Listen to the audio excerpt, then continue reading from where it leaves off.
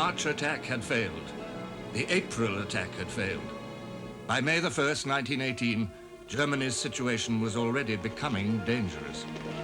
Hindenburg and Ludendorff had thrown the whole available strength of the German army against the British. Everything that Germany possessed had been flung in. The British had lost 240,000 men in 40 days. The French, coming to their aid, had lost over 100,000. But the Germans themselves had lost nearly 350,000 men. Germany's failure went deeper than the great loss of men, tragic as this was for her war-weary people and soldiers. She had also lost the 40 days, and time was more precious to her now than ever before. Field Marshal Hindenburg expressed the German problem. We had a new enemy, economically the most powerful in the world. An enemy possessing everything required for the hostile operations, reviving the hopes of all our foes and saving them from collapse, while preparing mighty forces. It was the United States of America, and her advent was perilously near. Would she appear in time to snatch the victor's laurels from our brows? That and that only was the decisive question. Nearly 13 months had passed since America had entered the war.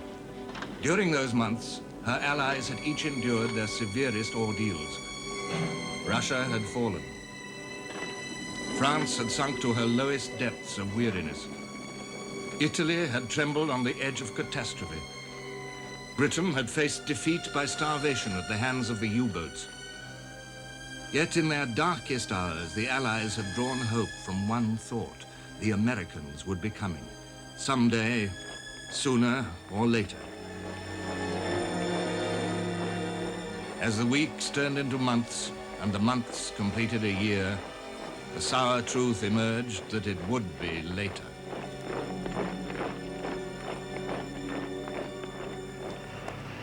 Despite her vast resources, America's unpreparedness for war exceeded that of any other country.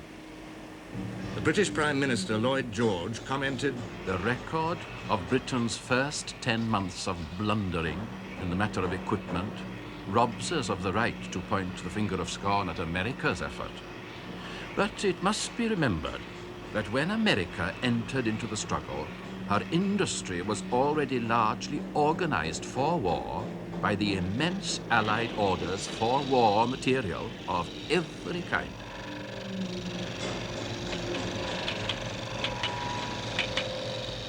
Delay followed delay. Delay in production, delay in organization, delay even in clothing America's new army, all adding up to the worst delay of all, the delay in arriving on the field of battle. As the British awaited the first great German onslaught in March, the historian F.S. Oliver remarked, "It's a question of holding out until the Americans come in." Until the Americans come in. God damn them, are they ever coming in with all their boastful, vainglorious talk? The March battles were fought without benefit of American support. So were the battles of April. Now it was May. On the 2nd, Oliver was asking, when is it reasonable to think that the Americans will be able to put in that immense army of 3 millions, fully equipped, each man with a hair mattress, a hot water bottle, a gramophone, and a medicine chest, which they tell us will get to Berlin and cook the goose of the Kaiser? When? If it came next year, it might produce the desired military results. But is there the slightest reason to imagine that it will come next year, or the year after, or even the year after that? From a purely military point of view, I don't see victory approaching. American energy was enormous. American enthusiasm for the war was undoubted. All the ebullience of a youthful nation poured into this effort.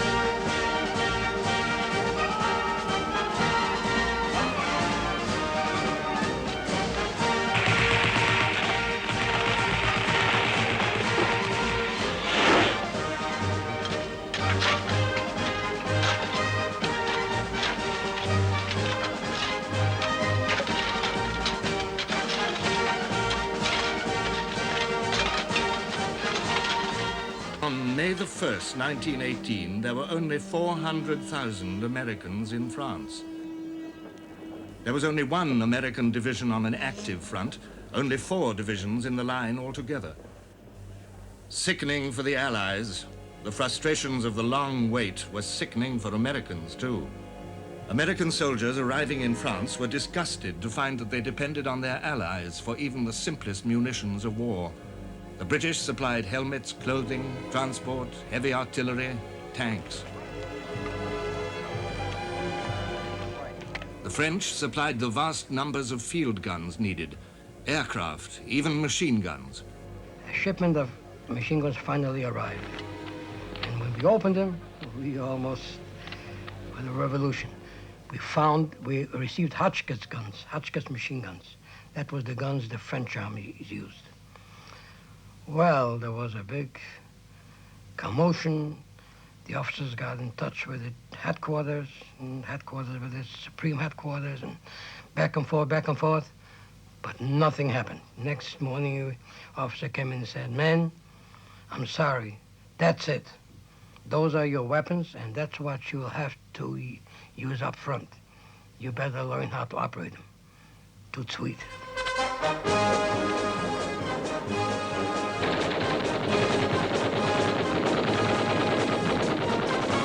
Training, drilling, marching, practicing, more training, still more training.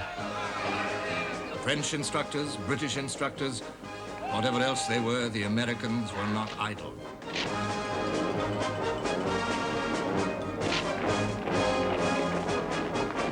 And so we were trained, and we were trained right down to the bone. We awaited the call. We were no jingos, or we were no screamers around for this or that, but we were trained for war. That was our profession, the regular Marines. And we didn't like the waiting behind the line. We practically broke open a bottle of champagne when the word came that we were to move the next 48 hours somewhere. We didn't care where. We'd had enough of this business of play acting. We wanted to get somewhere where we could do some damage and get done, get back home. The first weeks of May passed quietly on the Western Front, but it was a spurious calm. While the Americans completed their training and organization and absorbed over 200,000 newcomers in France, the Allies licked their wounds. Every British division was below strength. 10 out of 40 were so weakened that they were described as exhausted and scheduled to be broken up. Reinforcements consisted mostly of boys of 18 and a half, or wounded men returning to the ranks. Old soldiers found it an ugly task to prepare boys fresh from school or apprenticeship for the hardest battlefields ever known. When they came to us, they were weedy, sallow, skinny, frightened children, refuse of our industrial system as it was in those days. And they were in very poor condition because of wartime shortages of food. But after 6 months of good food, fresh air, and physical exercise, they changed so that their mothers wouldn't have recognized them. We weighed and measured them, and they put on an average of 1 stone in weight and 1 inch in height. Frenchmen found it difficult to sympathize with British manpower problems. France herself had sacrificed steadily throughout the war the best of her manhood. By April 1918, she was already calling on the conscripts of 1919 to avoid breaking up divisions. The Allied Commander-in-Chief, General Foch, protested to Field Marshal Haig. Foch is very anxious that no divisions should be reduced. He's sure that out of the 1,400,000 men wearing khaki in England, 100,000 could be obtained to fill out our divisions sufficiently to hold a quiet part of the front and release French divisions for the General Reserve. The French Prime Minister took the matter up officially with the British government. Reluctantly, Lloyd George released more men to fill the wasted ranks.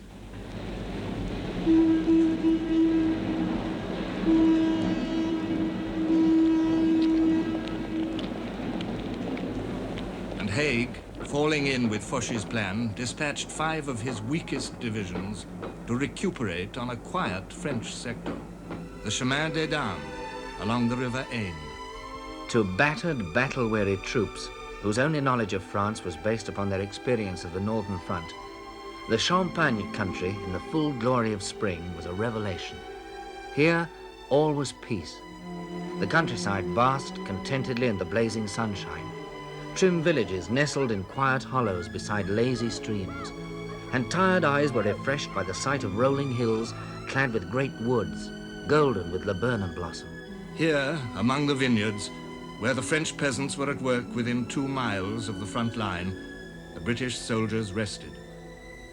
But their brief holiday was soon over, for it was precisely here, by one of the war's most bitter ironies, that the next German blow was being prepared. Ludendorff's plan was simple. He meant to continue as he had begun, by smashing the main British armies. But first it would be necessary to draw away the French reserves which had gone to the British front. To do this, he would have to attack the French. The Germans transported their divisions and assembled their artillery opposite the Chemin des Dames in deep secrecy. The short weeks of calm passed by.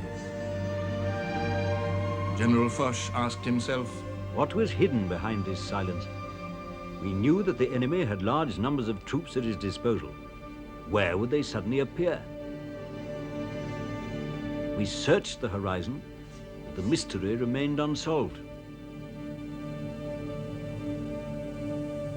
Not until a few hours before the German attack were the Allied soldiers warned. The first news reached us about 3:45 p.m. on May the 26th. The enemy will attack on a wide front at 0100 hours tomorrow, 27th inst. Then followed orders for taking up battle stations.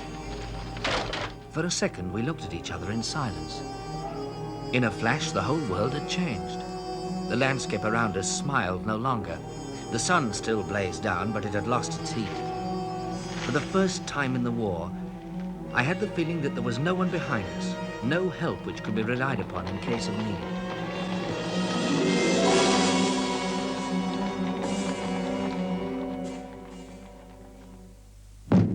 The blow fell at 1 a.m. on May the 27th. The weak British divisions were right in its path. In overwhelming strength, the Germans swept across the Chemin des Dames ridge and over the Aisne. By evening, they had advanced 10 miles. Nothing like it had ever been seen on the Western Front.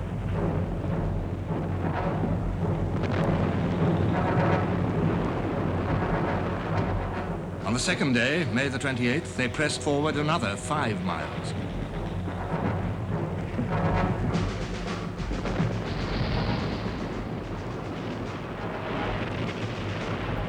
But on this day, further to the west, an omen of a different kind appeared.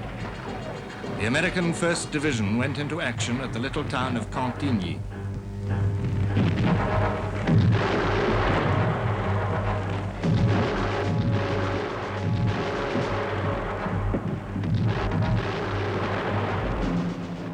Watching through binoculars, and they had a creeping barrage that was slowly creeping towards the town of Cantigny, which was situated on high ground. I could see some of the waves of American soldiers as they went forward.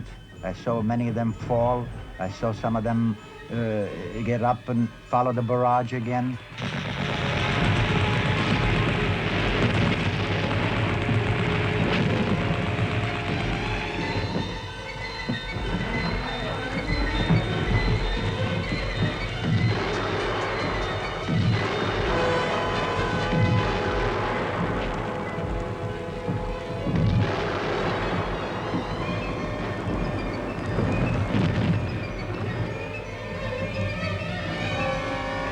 The Americans took Cantigny, their first victory of the war.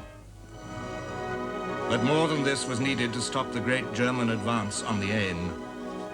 And something more was forthcoming.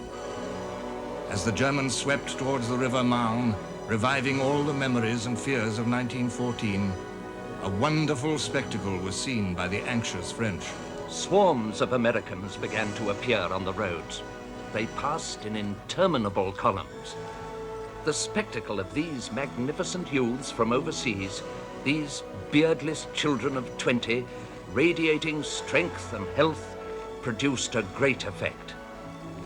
They contrasted strikingly with our regiments in their faded uniforms, wasted by so many years of war, whose members, thin, their sunken eyes shining with a dull fire, were no more than bundles of nerves held together by a will to heroism and sacrifice. We all had the impression that we were about to see a wonderful operation of transfusion of blood. It was June the 1st when the Americans entered this fight near Chateau Thierry, another name from the past, a landmark of 1914.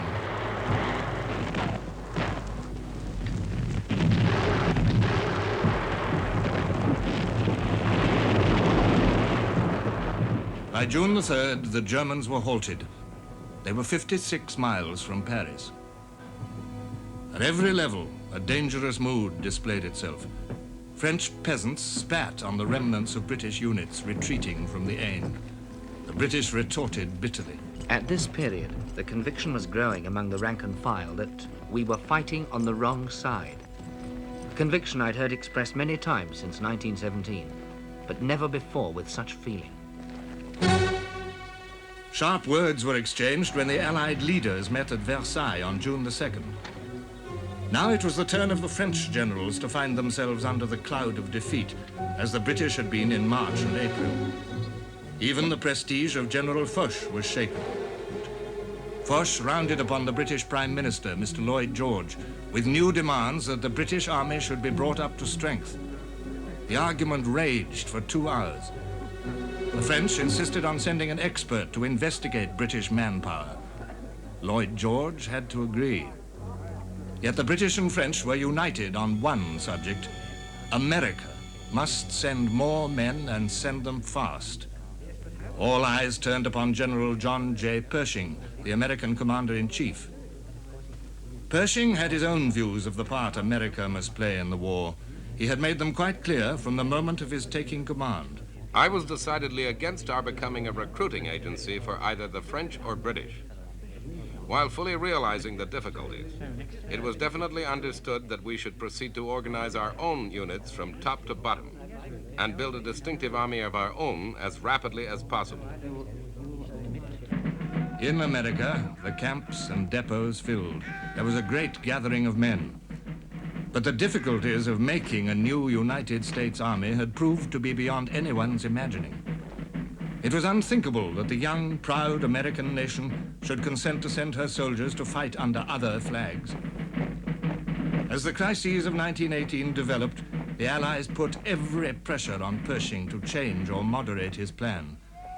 But Pershing was made of stubborn stuff. At a crucial meeting in May, General Foch had said, "Are you willing to risk our being driven back to the Loire?" Pershing retorted, "Yes, I'm willing to take the risk." Ludendorff's arguments on the field of battle proved to be more powerful than the pleas of the Allied leaders round a table. With the Germans across the Marne again, Pershing was forced to compromise. He cabled to Washington, "Consider military situation very grave. It should be most fully realized at home that the time has come for us to take up the brunt of the war, and that England and France are not going to be able to keep their armies at present strength very much longer."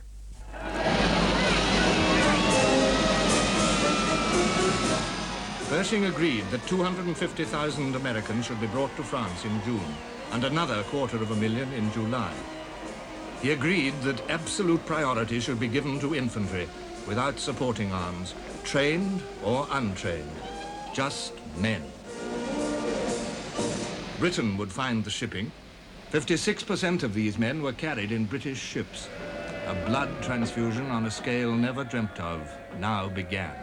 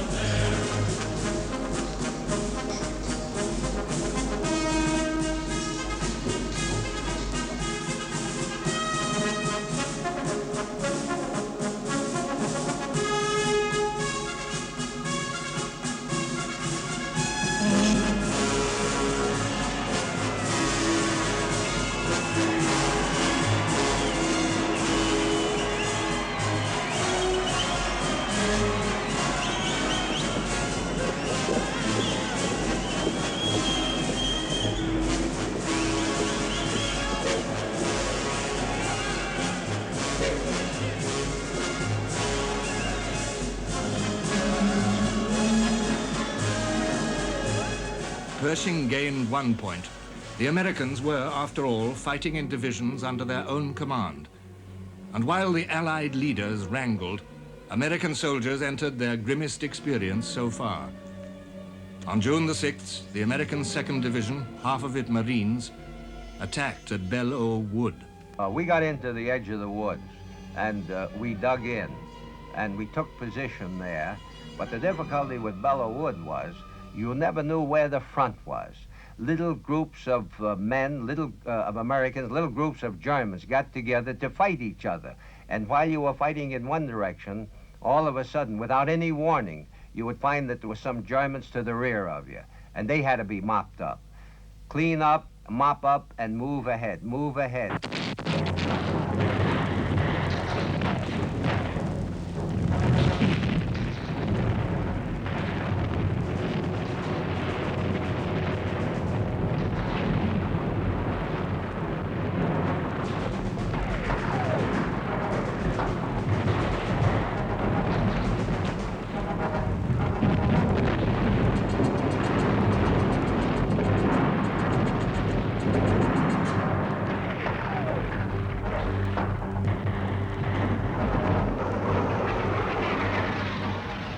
In open order and in mass, the Americans lost heavily at Belleau Wood, but they were not to be denied.